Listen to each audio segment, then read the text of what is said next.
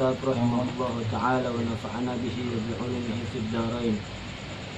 An Utsman radhiyallahu anhu qala hammud dunya zulmatun fil qabri wa hammul akhirah nurun fil qalbi. Jadi Sayyidina Utsman radhiyallahu an beliau berkata, hammud dunya zulmatun fil qalbi. Orang yang dia sangat mencintai kehidupan dunia, zulmatun fil qabri, itu akan menjadi kegelapan di hatinya. Wa hammul akhirah nurun fil qalbi. Begitu juga sebaliknya, orang yang dia sangat cinta kepada kehidupan akhirat, itu akan menjadi cahaya bagi hatinya dia. Ay al-haznu fil umuril muta'alliqah bid dunya sara muzliman fil qalbi. Yakni dia bersedih terhadap perkara-perkara yang berkaitan dengan dunia. Dia berharap sesuatu, ingin mendapatkan dunia, tetapi harapan tersebut dia nggak dapetin. Sara muzliman fil qalbi, maka hal itu akan menjadi kegelapan di hatinya dia. Wal haznu fil umuril muta'alliqah bil akhirah sara munawwaran lil qalbi. Begitu juga kesedihan pada perkara-perkara yang berkaitan dengan akhirat akan menjadi cahaya di dalam hatinya. Misalkan malam ini kita pengen hadir majelis, tiba-tiba kita nggak hadir majelis karena sebab ada kendala keluarga sakit atau lain sebagainya, maka dia akan mendapatkan cahaya di dalam hatinya. Karena apa? Karena kecintaan dia kepada akhirat. Begitu juga Nabi SAW bersabda, ad-dunya mal'unah, mal'unun ma fiha illa zikrullah wa mawalah wa aliman aw muta'alliman. Dunia itu, seluruh yang ada di dunia itu dilaknat oleh Allah.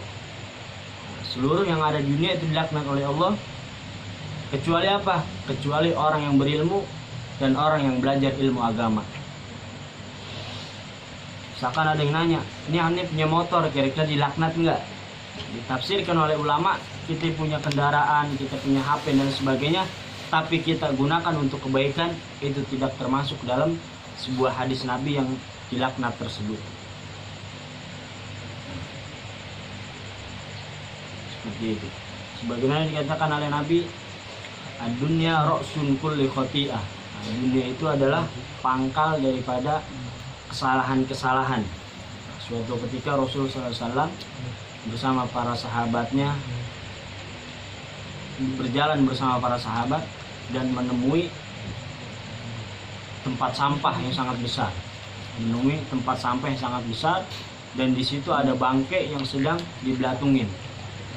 Rasul lewat bersama sahabatnya, nemu tempat sampah yang besar, dan di tempat sampah itu ada bangkai yang diblatungin. Akhirnya Rasul bertanya sama sahabat, wahai sahabatku, apakah engkau mau itu bangkai?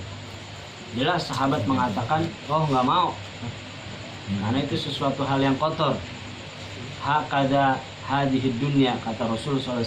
Begitulah kehidupan dunia. Jadi kalau kita mengejar sesuatu dunia yang kita harapkan bukan untuk kembali kepada ke akhirat, seperti kita ngajar mendapatkan bangkai yang kotor tersebut. Bukannya kita meninggalkan dunia, bukan. Kita hidup di dunia dan butuh kepada dunia, tapi bukan untuk mencintainya. Itu yang kita ini. Fikihnya nih. Bismillahirrahmanirrahim. Mada yalzamu qabla shalah? Mada yalzamu qabla shalah?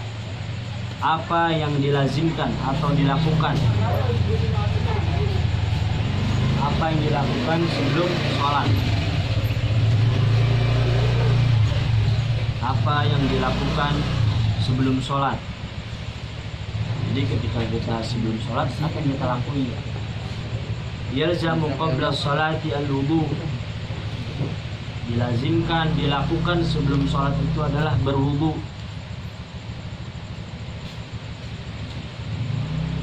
Yang dilakukan sebelum sholat itu adalah berwudu.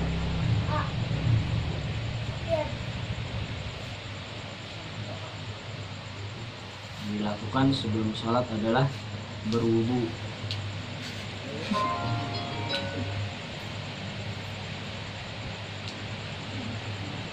Kam furudul wudu, ada berapa fardu wudu? Jadi ketika kita wudu, kita perhatikan nih fardu. Satu fardu kita tinggalkan, nggak sah wudu kita.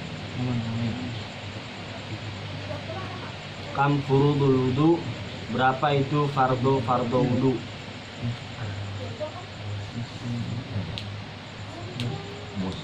Ada berapa itu fardu wudu?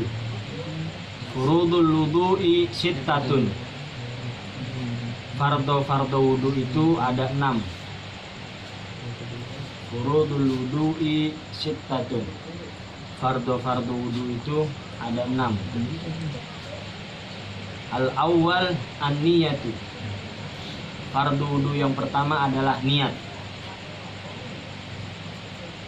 Ingat, niat dalam wudu maupun sholat berbeda dengan niat kita melakukan hal kebaikan lainnya. Contohnya, ketika kita wudu, apa definisi niat tersebut?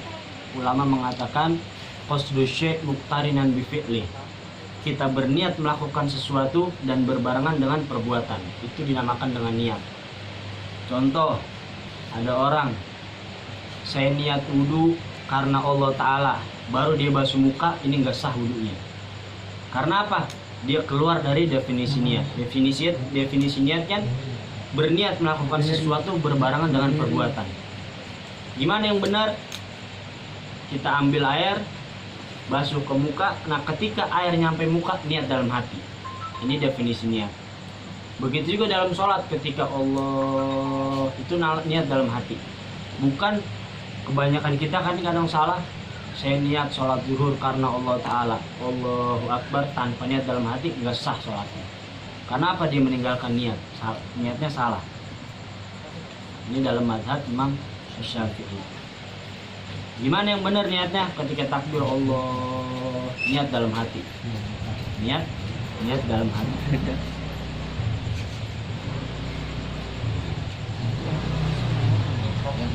Berbeda dengan niat misalkan sedekah. Sedekah nggak harus berbarengan sama ngasih duit. Ketika ngasih duit, bahkan definisi niat kan sesuatu yang dimaksudkan dalam hati berbarengan dengan perbuatan. Kalau sedekah kita niat aja juga. Besok aneh kalau ngelihat ada orang fakir misalkan, besok aneh mau sedekah. Bukan ketika ngasih baru niat dalam hati, bukan. Itu tidak termasuk. Misalkan besok kalau ketemu orang fakir, aneh mau sedekah. Nah, niat kita itu dicatat pahala. Berbeda dengan niat wudu sama sholat tadi. Atani yang kedua, fardu wudu yang kedua. Fardu wudu yang kedua, ghuslul wajhi. Membasuh wajah, membasuh muka. Tani ghuslul wajhi, membasuh muka. Min mana bitis sya'ar ila dzaqon, kata ulama. Dari tempat tumbuhnya rambut sampai sampai sini. Dari tempat tumbuhnya rambut sampai sini. Tempat tumbuhnya rambut pada umumnya, bukan orang kalau palanya botak, yang mana nih? Bukan dibasuh di tengah-tengah, bukan. Serem kalau botaknya di depan belakang, bingung gak sih? Makanya min mana bitis sya'ar ila dzaqon, sampai awal tumbuhnya rambut pada umumnya. Kan ada sebagian orang numbuh rambutnya di tengah-tengah nih. Nah, dia nggak harus dari tengah-tengah, tapi tempat awal tumbuhnya rambut pada umumnya manusia. Nah kalau kagak numpuk sih gue bingung. Iya kayak itu tuh. Bang. Iya. Parah. Ya lihat umum manusia numbuh di sini. Ya udah basuh dari sini. Nah, ini tuh. Hah? Ini. 1 kali. Sunnah 3 kali. Nabi itu ketika wudu airnya 1 mud. Tapi cukup, itu kira-kira sebotol lah. Nabi kalau wudu kira-kira airnya sebotol. Itu mencakup semua sunnah. Basuh 3 kali, nasi belum 3 kali. Ada ulama bilang, kenapa kok Nabi cukup sih sama air yang sedikit, kalau kita ini nggak cukup. Nah, ulama ada yang bilang bagaikan dia ngepel.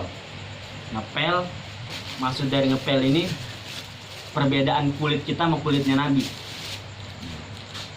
Kalau orang ngepel marmer satu botol mungkin cukup untuk lantai yang gede. Tapi kalau orang ngepel aspal satu botol segini nggak bakal cukup dan butuh air yang banyak. Begitu juga perbedaan kulit kita sama kulitnya Nabi seperti itu kalau kata ulama. Jadi kulitnya Nabi itu dengan air yang cukup itu bisa semuanya merata. Kalau kulit kita bagaikan aspal yang kalau ngepel butuh air yang banyak. Kata ulama seperti itu.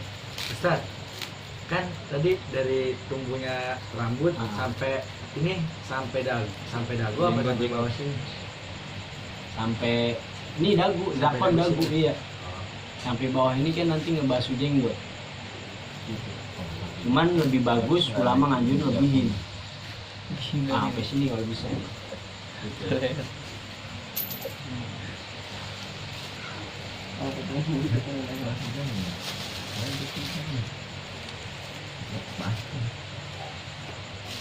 Sampai sini ya pada umum sampai sini. Karena di sini ya itu tadi batasan dagu mana sih batasan dagu? Ya? Nah kalau bisa lebihin sampai sini.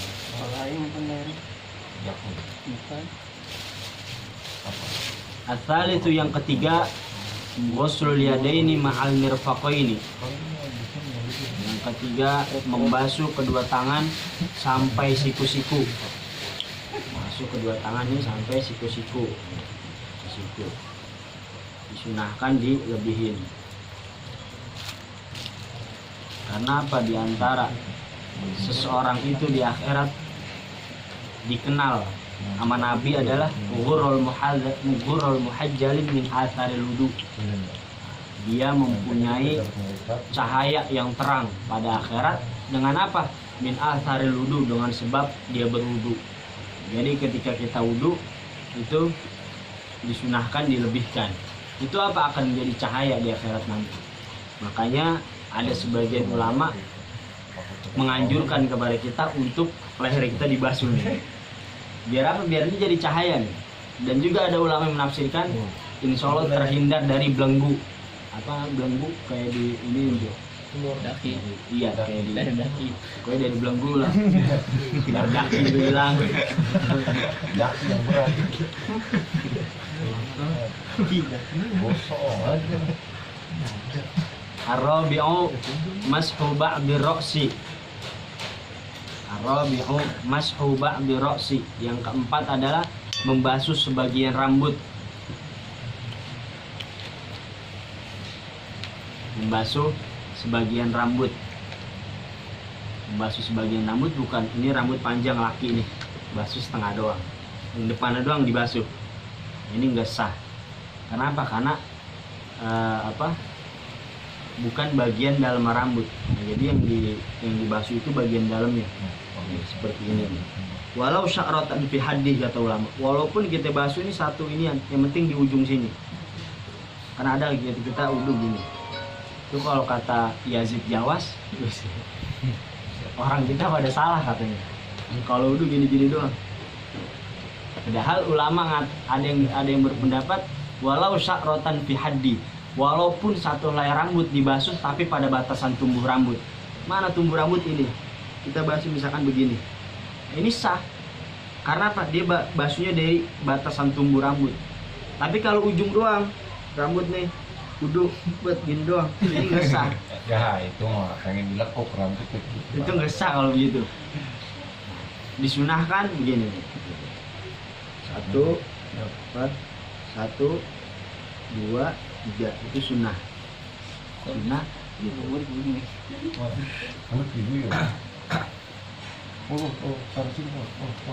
Al-khamisu ghuslu rijlain ma'al ka'bain. Yang kelima membasuh kedua kaki sampai mata kaki. Membasuh kedua kaki sampai mata kaki. Kedua kaki. Jadi mata kaki kita itu batasannya. Bukan dari atas ke bawah, bukan, tapi dari bawah sampai mata kaki. Disunahkan sampai atas ini. As-sadisu yang keenam at-tartib. Yang keenam harus berurutan. Yang keenam harus berurutan. Nggak bisa basuh wajah dulu, Tadi kan habis basuh wajah basuh kaki dulu kali dah, dan kaki. habis kaki baru tangan. Ini nggak sah karena Dan mata nggak kaki. berurutan, berarti nggak sah wudunya. Syarat yang keenam yaitu harus tertib, harus berurutan. Wallahu a'lam. Subhanakallahumma wa bihamdika asyhadu an la ilaha illa anta astaghfiruka wa atubu ilaik. Ya Rabbana tarafna bi annana tarafna wa annana asrafna ala asrafna fatub alaina taubatan waghfir li kulli hawba wastur lana awrati wa amin rawati waghfir li walidina rabbi wa mauludina wal ali wal ikhwani wa sairil khillani wa kulli dhi mahabbah aw jiratin aw suhbah wal muslimina ajma'in ya rabbi asma' fadlan wa judan manna la bikrisabi minna bil mustafa rasuli nahdha bi kulli suni bil mustafa rasuli nahdha bi kulli suni